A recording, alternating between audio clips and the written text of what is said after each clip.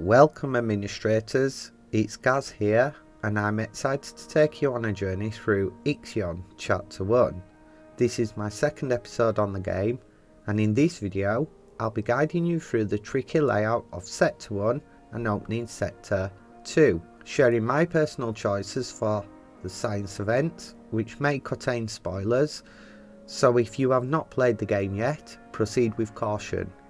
Now, let's join forces and take on Chapter 1 to save humanity together. As a quick note, in my last video I realised that I had forgotten to add a probe launcher in Sector 1, so I had to rearrange my crew quarters to make room for it. I also added more stockpiles to store the resources we will receive from Earth's event, which I will be showing you in just a moment. Additionally, I made adjustments to the road layout to reposition the insect farms to add an EVA airlock. And before I unpause the game, I made sure the hull repair was on, and I also finished checking for any events in the station. And I also went to the docking bay to construct a mining ship. I also set my science ship to go to Ixion to pick up the food, as I was running low on just being on 2. When I unpaused the game, I made sure I clicked the high priority for my cargo ship to pick up the food first. Then I sent my ship to Earth. Earth event presents you with 3 missions. You can do these in any order as you want, as all of them will give you resources you need. Then I also set my mining ship to mine iron in the fleet management, and at this stage I waited for my cargo ship to bring in more alloys so I could place down a steel mill. Soon as my probe was built, I sent it out to look for iron, and in the fleet management I made sure the resources I wanted was checked on my cargo ship. While I was waiting for the resources to be collected from Earth, I sent more probes out to look for more resources and events. At this stage, I wanted to wait for my cargo ship to get a decent amount of alloys and polymer and also electronics so I could open up Sector 2. Soon as Sector 2 was opened, I set the layout for 2 steel mills and to accommodate for food,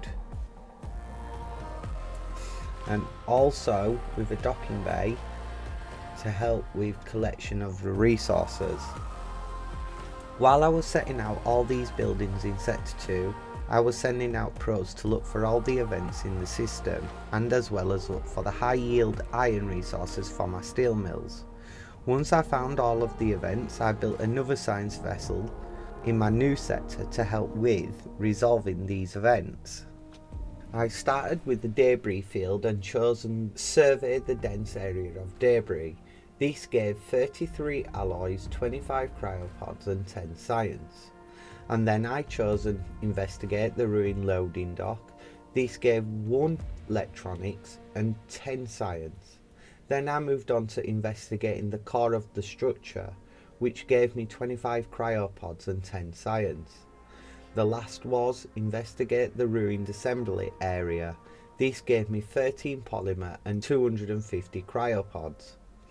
After leaving the debris field, I was given 10 foods, 40 cryopods and 15 science. My next event was Urana. I started by choosing carrying out the ecological analysis. This gave 15 science. Then I carried on harvesting the edible elements of the tree. This provided me with 25 food. My last choice was to cut down the tree, and I was given 15 science, 25 food and 25 polymer. I then proceeded to Mars and used the Dolos clearance code, what opened up the facility.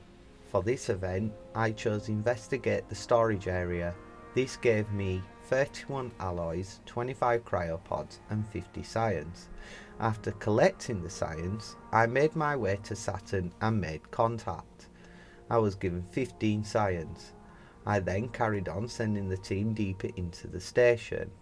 Then I chose to break through the ice. This offered 2 electronics. After the Saturn event, I moved on to Neptune and chose to collect what's usable from the remains of the station. This option gave me 12 alloys, 75 cryopods and 15 science. My second choice was to use the biometric data to open the sealed room. This offered me 3 electronics, 50 cryopods and 15 science, with a new technology upgrade for my stockpile. Instead of using explosives, I chose to leave the station. Then I made my way to Venus and dismantled the assembly line. I was conveniently given 15 polymer, 25 cryopods and 30 science. After completing Venus, I started the end of Outer Hope event. I chose to search the Outer Hope. This option gave me 25 cryopods and 40 science.